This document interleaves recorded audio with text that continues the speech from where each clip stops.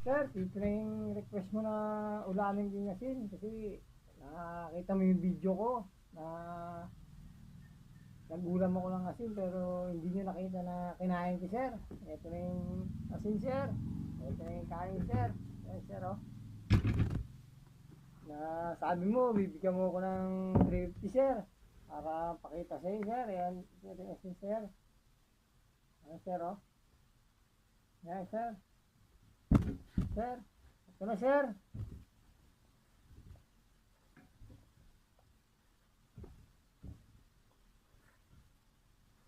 Dagdagan pa natin, sir. Ito, sir.